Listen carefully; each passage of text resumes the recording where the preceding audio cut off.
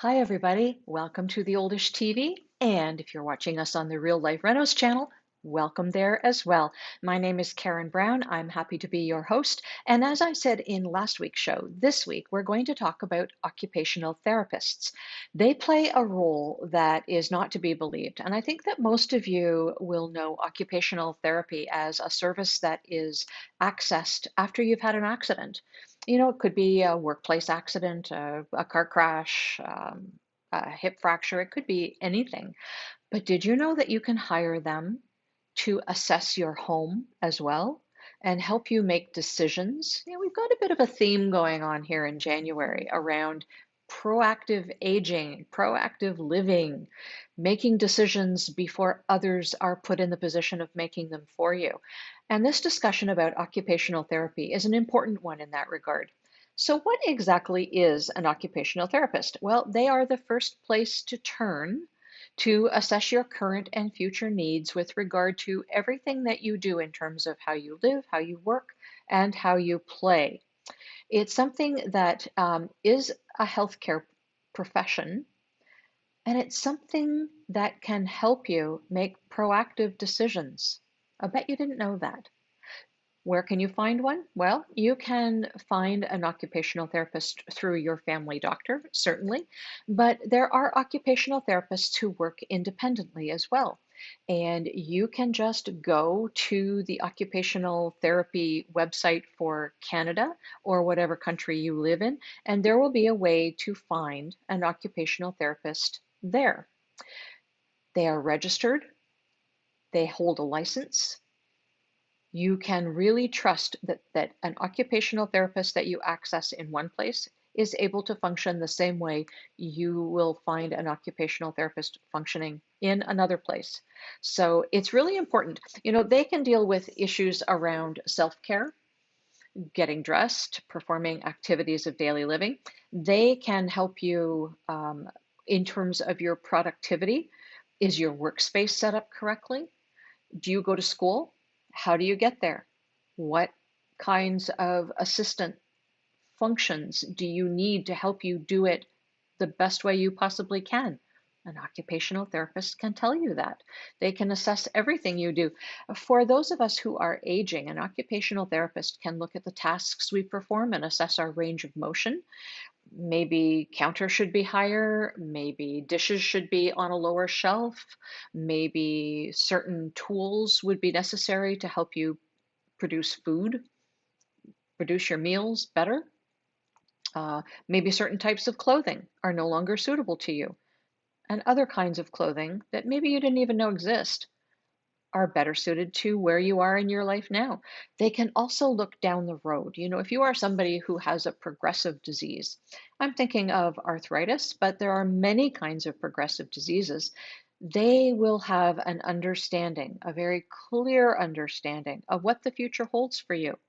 And they can help you set up your living situation or your working situation so that everything functions as best as it possibly can, not only for today, but down the road, 2 years down the road, 5 years down the road, whatever it is, they understand progression of disease and they can help you set it all up. You don't want to go spending money on something today only to find that a year from now you've got to spend money setting it up differently.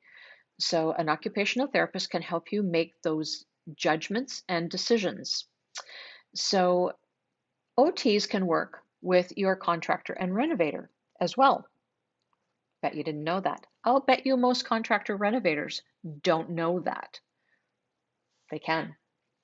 I happen to know of some very good contractor renovators who work with OTs almost on a daily basis. Let me know if you need one. I can hook you up. But OTs are very used to that. They can go in and choose the appropriate appliances. They can tell where grab bars need to be installed for you, not generically whacked on a wall somewhere. They can tell a contractor whether step tread is wide enough or deep enough, if that's what's going on in your house. They can tell your contractor renovator so many things. It really is an amazing partnership. About a year ago, My friend and colleague, Melissa Schenk, and I did an interview with an occupational therapist named Lesha Dyke. I'll show you her website. There it is, L.ca. So her name is Lesha Dyke. That's the L and the D, Occupational Therapist Services. So that is the OT, LDOT.ca. And she does a lot of stuff. Let me just pull back on this a bit and see how much we can see of, they do consulting. See, having difficulty with your normal daily living activities. Yes, home adaptation services for aging in place. But it's not just aging in place, it's anybody, as I said, people with progressive diseases, accessibility, very important functions, very, very important functions. Home modification, helmet safety, positioning as leaders in seniors' health and well-being, fall prevention. Yes, they do all of that. They do all of that, and they can take a look at your home. So, instead of me telling you what the podcast was all about, I'm going to let you listen to it. It's about 25 minutes. That makes this oldish TV segment a little different because it is a video slash audio presentation.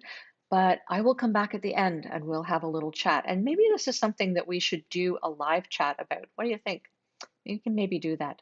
So for now, let me introduce you to my friend and colleague, Melissa Schenk, and our interview with OT Alesha Dyke. You're listening to Real Life Renos with Karen Brown and Melissa Schenk. The show where this dynamic duo gets real about your life because change happens to more than just your home. Hello, I'm Melissa. And I'm Karen. And on today's show, we're going to be talking with occupational therapist Lesha Dyke. She is the owner of L. Services. Now, we first met Lesha at a conference we attended on home modification and discovered that when the conversation comes to aging in place, it can indeed involve an occupational therapist, which is why I really wanted you to come out to the show today and tell us about this. And I want to dive right in, Lesha. Can you explain to us what exactly is an occupational therapist and what do you do? So an occupational therapist is a regulated health professional. You go to university, and right now, occupational therapists are studying at the master's level. We do a lot of our training along with physiotherapists, which people may be more familiar with. But where physiotherapists deal more with physical aspects of health and recovery, we deal with the more functional aspects.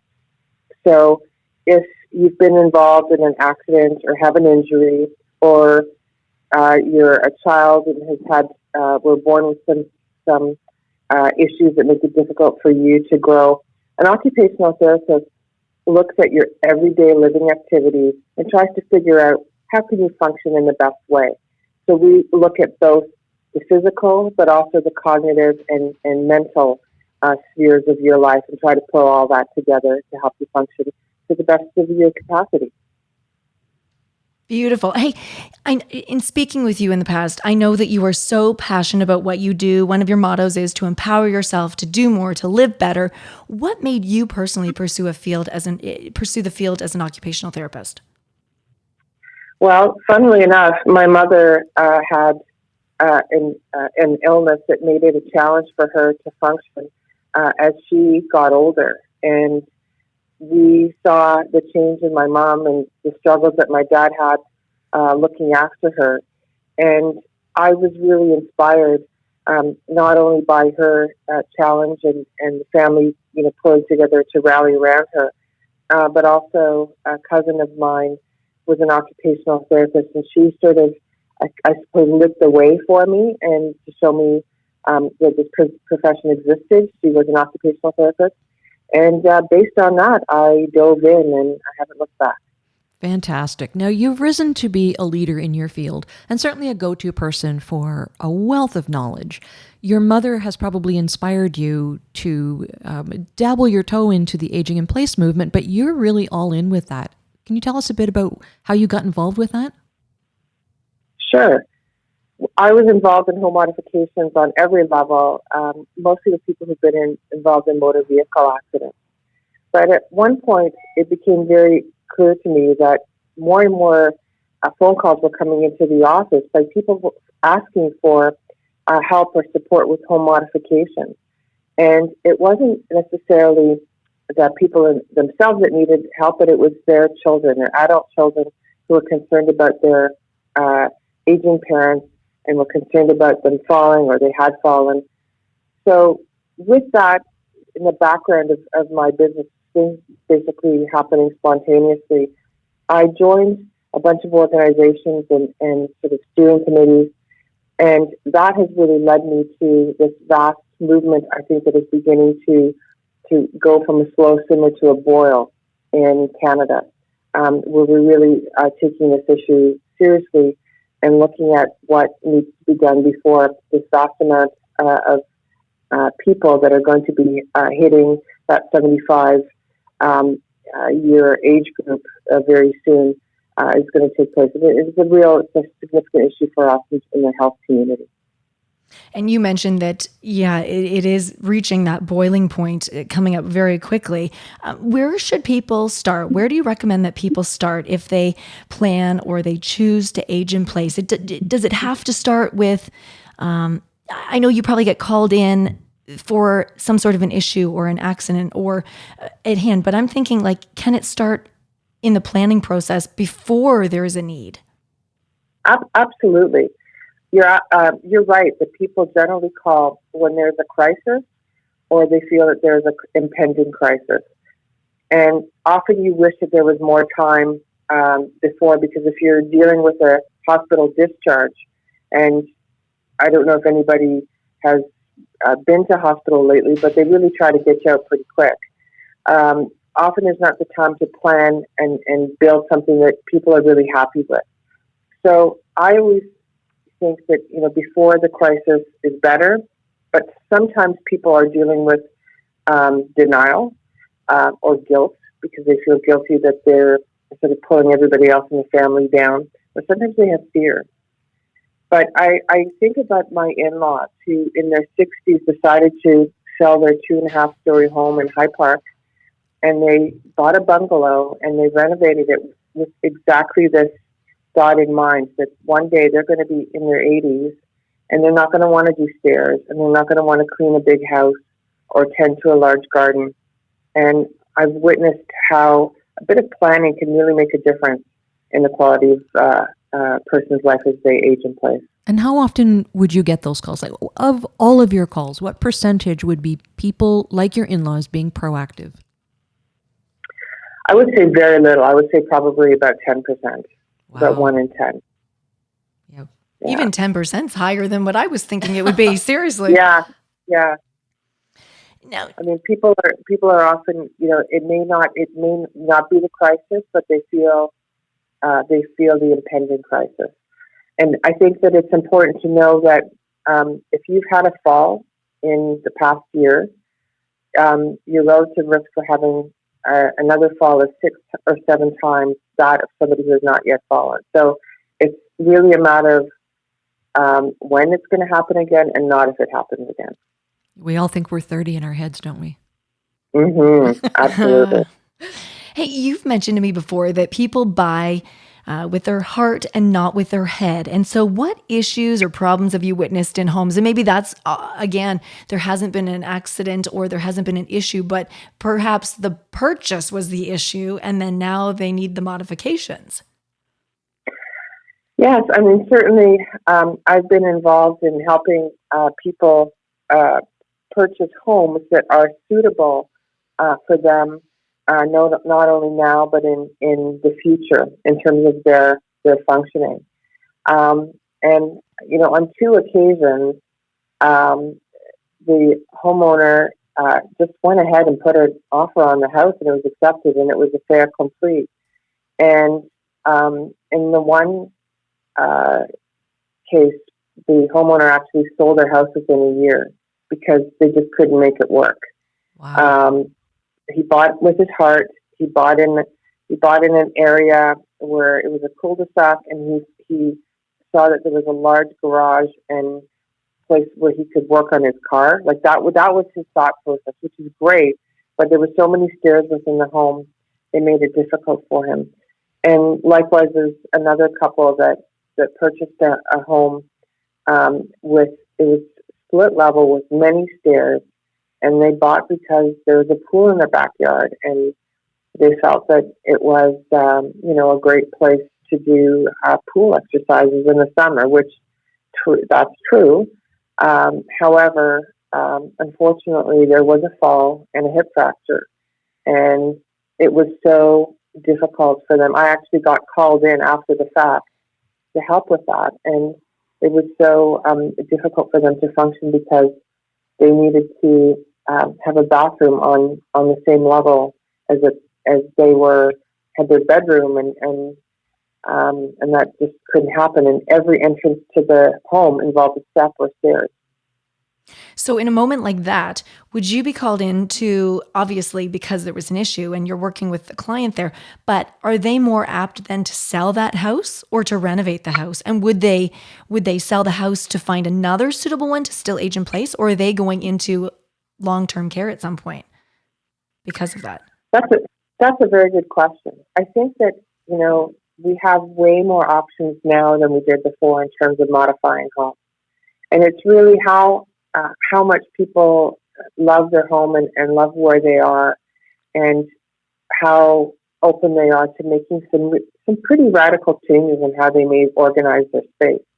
So this is the time that I would really call in an interior designer and architect who has some experience in home modifications for accessibility, to try to sort of help us with organizing the space and making sure that it still flows and it's not awkward. Because really the worst case scenario is you want to have a bedroom and a dining room that connects with nowhere and nothing, and people feel sort of on display. So that's basically what I think that some of the challenges are for homeowners that wish to stay. But some of them are renovating and modifying their homes with stair lifts or ramps in the back of the house, so it's not so obvious in the front. But there are definitely options now that there weren't before. I want to expand the conversation a little bit in terms of this team that you put together. So how does a renovator find an OT to add to their team, or vice versa? How do you as an OT find an appropriate renovator to build your team? Sure. Well, there are renovators in all the major centers that really do specialize in home modifications and accessibility. And they're readily available if you look them up on the internet.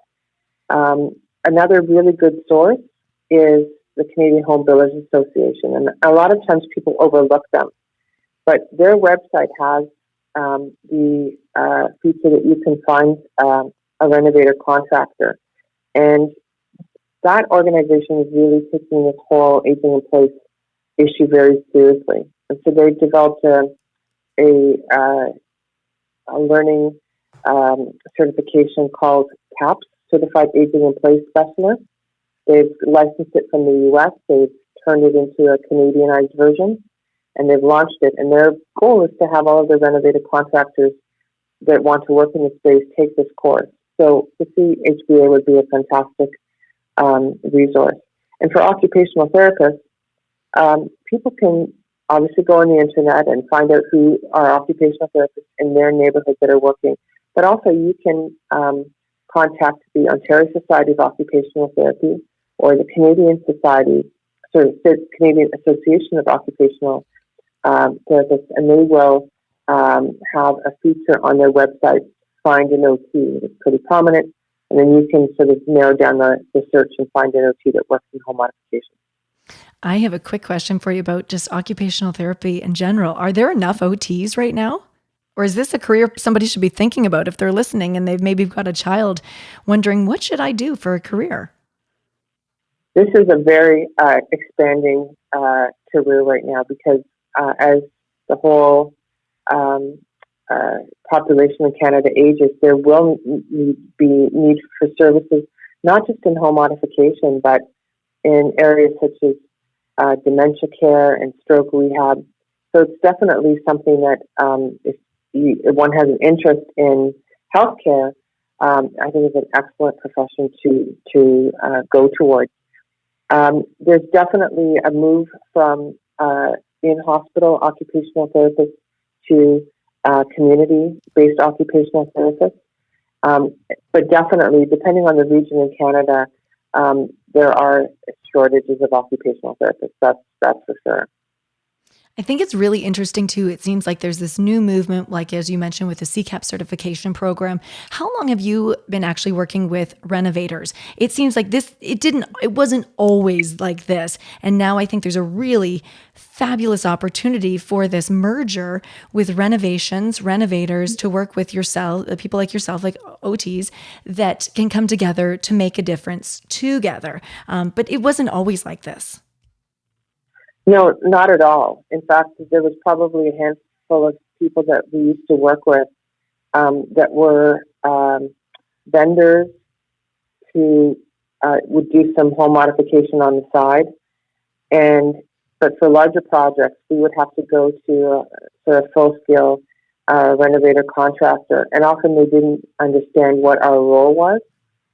And I think the important thing about that team, as you mentioned, is that everybody should understand their role, stay in their lane, but also collaborate. So we're not there to tell the renovator contractor how to do their job, but we may suggest things that would be features in a home that would need to be, or would important to be for now, but also for in the future for functioning. And the designer would look at the functional piece as well, but also looking at the aesthetics of the space and making sure that everybody in the home feels comfortable in that space, and also that it's in harmony with the rest of the home. Many people are very afraid of modifying their homes because they're worried about a reduction in the value of the property, and it just doesn't have to be that case anymore. Which is great for the client, obviously. Like, are you finding Absolutely. The clients are super surprised to see, hey, I need a renovation, I need a modification made to my home, and then an occupational therapist shows up, and how cool is that? Like, that's pretty fabulous. Well, I think that there's a growing number of renovator contractors who are thinking that this is really, really good business. They right off will say, I think that this is an opportunity for us to bring in an occupational therapist, and here's why, because I think that there are some things about your functioning that I may not understand from now into the future, and I'd love to get their sort of advice to ensure that whatever we build today will last you for as long as you're staying in this home. And people may be taken aback a little bit and think, wow, they really care. They really have my best interest at heart, not just doing a reno and walking away. So I think that tide is beginning to turn. The other thing is that a lot of renovators are thinking, this is really cheap insurance. I'm ensuring yeah, that's a good point. Yeah, I'm ensuring that I'm not having the whole responsibility of doing something that in the future may be and not practical or even dangerous, and create a bunch of issues then with the client and with reputation and even lawsuits. So by having somebody, it can be as simple as somebody wants to have a walk-in tub because they've seen them on television and they think that would be a great thing. And if an occupational therapist comes in and says, I'm really concerned about your mobility getting in and out of that walk-in tub, but also your sitting balance isn't sufficient to hold yourself in a tub without any side supports, and you may slip to the bottom. And that would be a pretty tragic thing if that happens. For sure. So it sounds like language and communication on your part and the renovator's part makes a huge difference with the client, and then can make the huge difference between doing a renovation and doing the right renovation. Absolutely. At the end of the day, we want to be client-centered, and we want to have a project that their client feels that they are driving and that they're going to be happy with and they're going to be happy to live with. So we need to do it as much as we can to help them with that goal. But in any adult learning process, adults don't do well by being told something. They need to understand why. So with a lot of education and consultation and communication, I think everybody can be on the same page, and we can make sure that everybody's happy in the end and for as long as possible. With that thought in mind, can you just walk us through an ideal renovation process? How you get contacted, how you do the assessment, building the team? Sure. If we had a renovator contractor contact us and say, we've been asked to do a home modification to put some ramps in the home. However, we've sort of noticed that there's some other areas of function that are of concern. And we've spoken to the homeowner, and they've agreed to have you come out. So that's a really great place to start. And I would come in and either alone or sometimes with the contractor, and I would just spend some private time with the client because it still is a healthcare interaction. So privacy and confidentiality is very important. Right. But I may be able to get some information that they wouldn't feel comfortable telling the family member or the contractor. In one case, I had an older lady who had some issues related to her medication that made toileting and hygiene a bit of a challenge. And I asked her those questions based on the medications that she was taking, knowing that those medications caused some gastric upset. And she was so grateful that I had opened up that conversation because it was a huge problem for her and she didn't know what to do about it or was ashamed to talk about it. So we installed a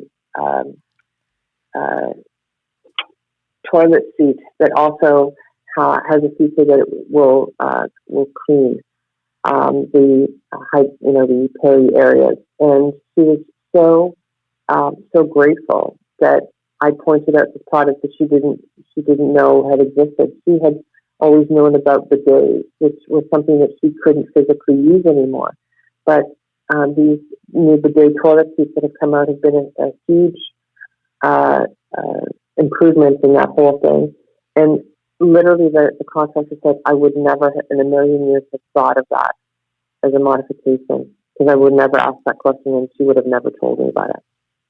It's like being able to have a step back and looking at the bigger picture, which a lot of people can't do when they're in the picture.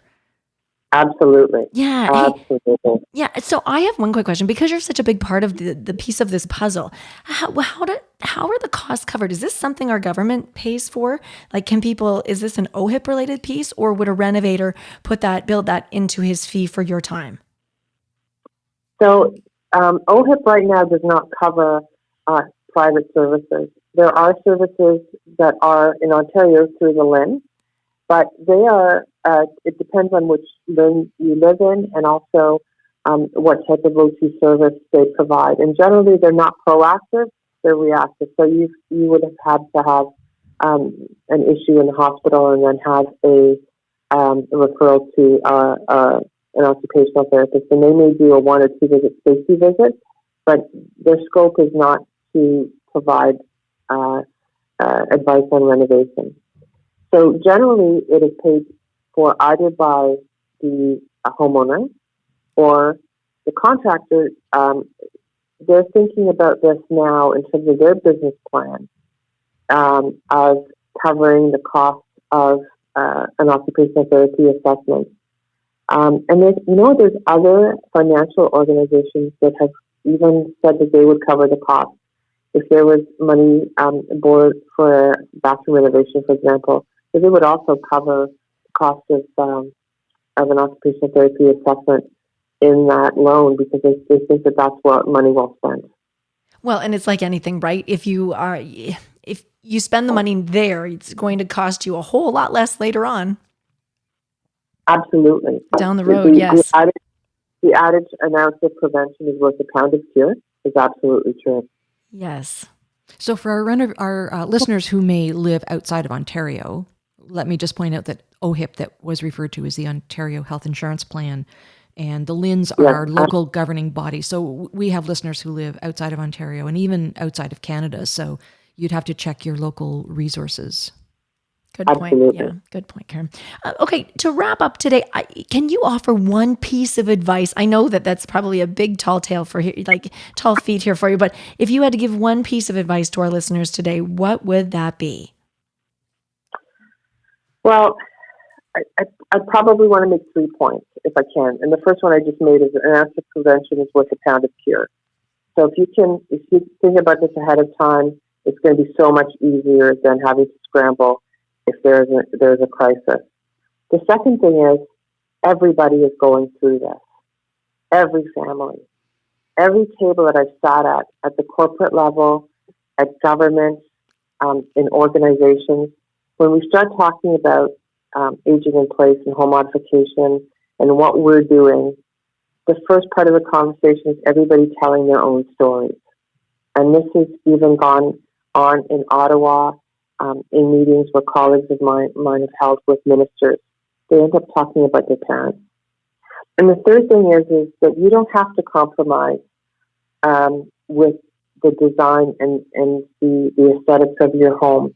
If you have some help with occupational therapy and your contractor and perhaps a designer, vendors are coming out with really, and product manufacturers are coming out with really beautiful fixtures and fittings that can make your home look really comfortable and not clinical, and you can still achieve that goal of being safe and secure. Beautiful. I love it, Lesia. I'm going to make sure that our listeners have access to your website so they can get in touch with you or your other OTs across the country. But thank you so much for your knowledge, your information, and for taking the time to be with us today. That was good, wasn't it? Did you learn something? I hope so, because I sure learned a ton interviewing Lesia. She is somebody that I've come to rely on for occupational therapy information. There are lots of OTs out there, however, and I would encourage you to, save a little in the budget and buy an hour or two from an occupational therapist. Worth their weight in gold. Okay, folks, that'll do it for this edition of the Oldish TV and Real Life Renos as well. We will look forward to seeing you next Wednesday at 12 noon. Until then, please take care of yourselves and one another. And remember that it does take a village to age a senior. Bye.